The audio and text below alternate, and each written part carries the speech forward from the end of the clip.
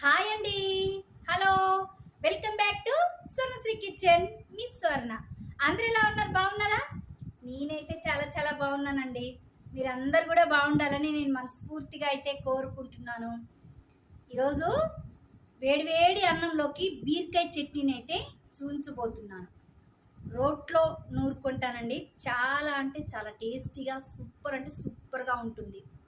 వేడివేడి అన్నం వండుకొని ఈ బీరకాయ చట్నీని వేసుకొని కొంచెం నెయ్యి దట్టించి తింటే అండి ఇక ఆ రుచే వేరనమాట. అంత బాగుంటుంది. ఇంకా చిన్నపిల్లలు సైతం కూడా బీరకాయ చట్నీని ఇష్టపడేలాగా నేను చేసి చూపిస్తానండి. చాలా అంటే చాలా బాగుంటుంది. సూపర్ అంటే సూపర్గా ఉంటుంది.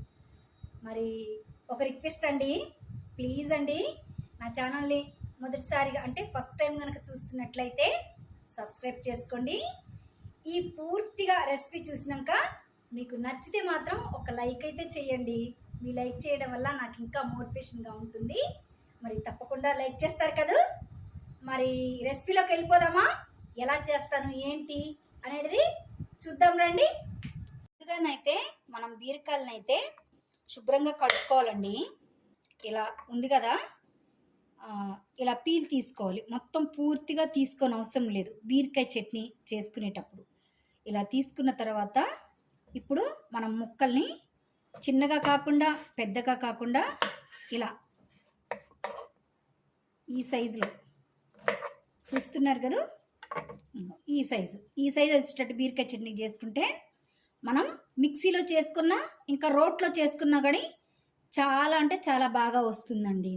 నేనైతే 1/2 కిలో బీరకాయలను అయితే తీసుకొని బీరకాయ చట్నీ అయితే చేస్తున్నాను. ఇలా మొత్తంగా నేను తీసుకున్న బీరకాయల్ని ఇలా ముక్కలుగా కట్ చేసుకోవాలి.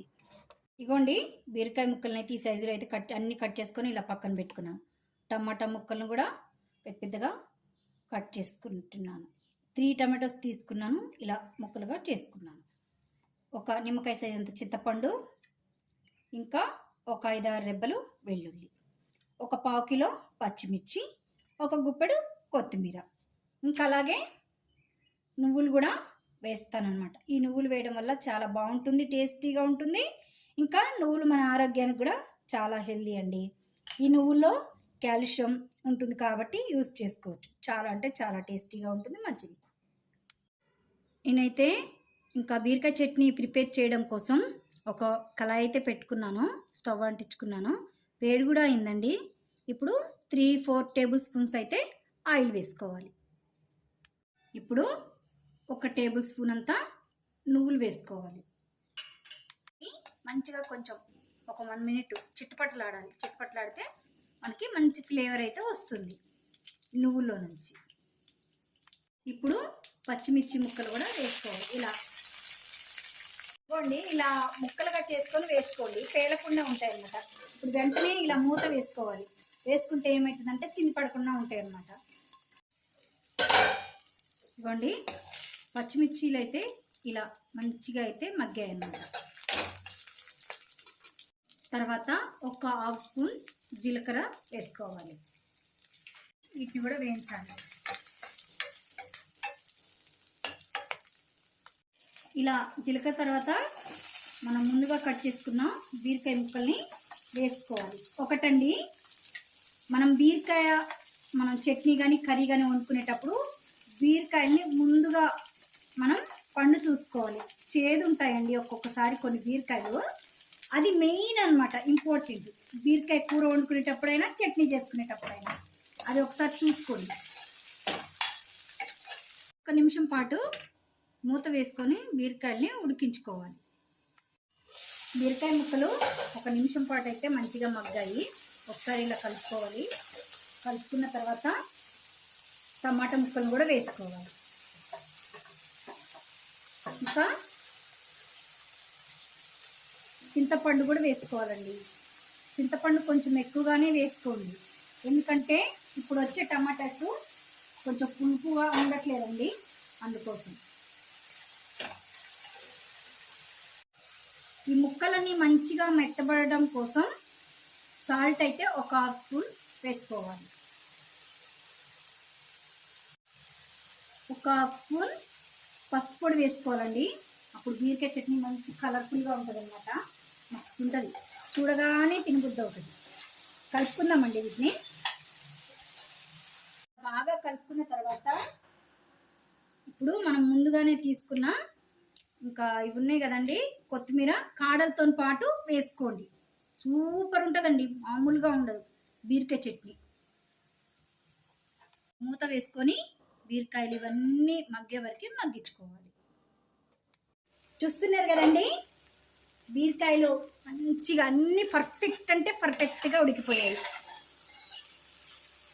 ఇగో మాడిపోలేదు, ఇంకా చూడండి, ఇగో అదే అలా మంచిగా ఉడికిపోయాయి అన్నమాట. ఇలాగండి చాలా అంటే చాలా బాగుంటుంది, ఇట్లా ఉడికించుకొని చేసుకోవాలి. ఇప్పుడు లాస్ట్లో ఒక 4-5 వెల్లుల్లి రెబ్బలు కూడా దీంట్లోనే వేసుకోండి. ఇది స్టవ్ ఆఫ్ చేసేసుకోండి. ఇక ఇప్పుడు నేనైతే రోట్లో నూరుకుంటాను కాబట్టి వేడున్నా పర్వాలేదు. మీరు ఒకవేళ మిక్సీ పట్టుకున్నారనుకో, మీరు కొంచెం చల్లార పెట్టుకొని మిక్సీ అయితే ఒక్క పల్స్ ఇచ్చి తిప్పుకోండి. అయితే ఈ చట్నీ మిక్సీలో ఎలా మరి రోల్ లేదు అనుకున్న వాళ్ళకి మాత్రం మిక్సీలో నేను చేసి చూపించానండి బీరకాయ చట్నీ. మన ఛానల్లో అయితే ఉంటుంది, ఇంట్రెస్ట్ ఉన్న వాళ్ళు తప్పకుండా చూసి ట్రై చేసేయండి.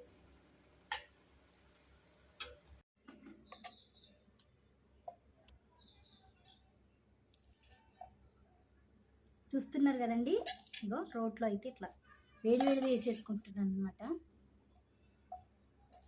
ఇట్లా ఇగో ముక్కలు కూడా మెత్తగా ఉడికిపోయినాయి అనమాట. చూడండి వస్తుందండి, అసలు స్మెల్ చూస్తుంటేనే చాలా అంటే చాలా. ఇలా మొత్తం వేసుకుంటానండి. ఇంకోండి ఉప్పు కూడా సరిపోయేంత సాల్ట్ వేసుకోవాలి, కొంచెం తక్కువగానే వేసుకోండి, సరిపోతే మళ్ళీ యాడ్ చేసుకోవచ్చు. ఇలా మంచిగా దంచుకుంటూ నూరుకోవాలన్నమాట. నూరుకున్నాక నేను చూపిస్తానండి.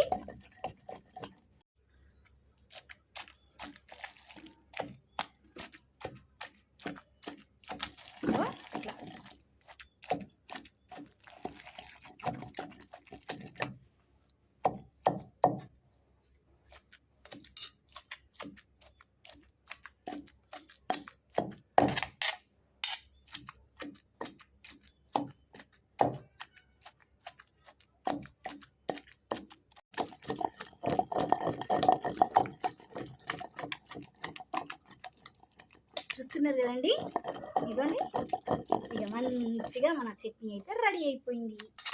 ఇదిగోండి సూపర్ అంటే సూపర్, ఫ్లేవర్ అయితే అద్దరిపోతుంది అనమాట. నేను చట్నీని అంతా బౌల్లోకి అయితే తీసేసుకుంటాను.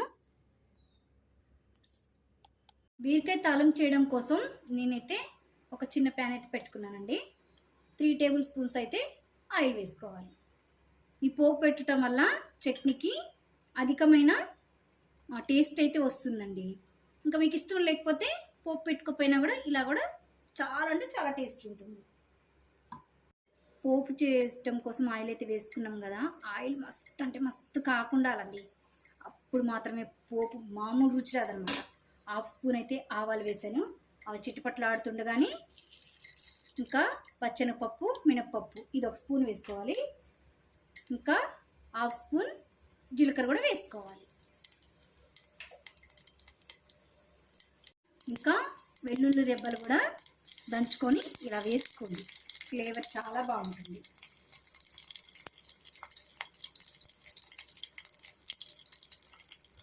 ఎండుమిర్చి కూడా ఇలా ముక్కలుగా చేసుకొని వేసుకోండి.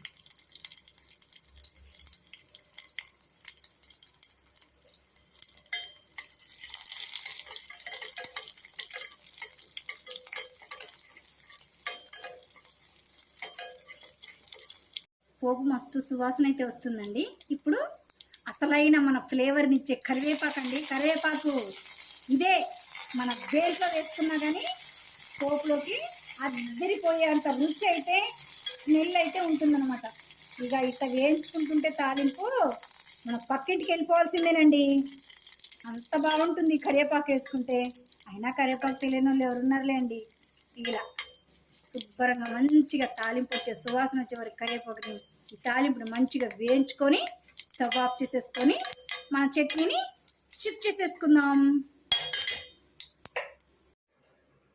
ఇగోండి పోపు అయితే మంచిగా పెట్టేసుకున్నాం. ఇప్పుడైతే టేస్ట్ కూడా చూస్తానండి. ఇదన్నమాట.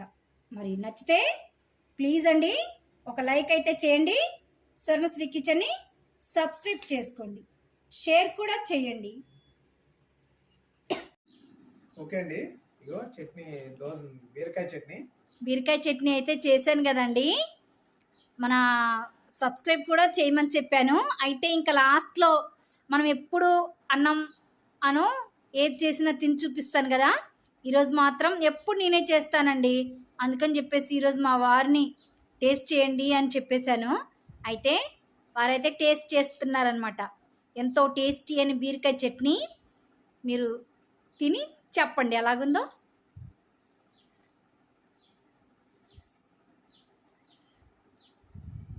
సూపర్, చాలా బాగుంది. టేస్ట్ బాగుంది. రోటి పచ్చడి కదా,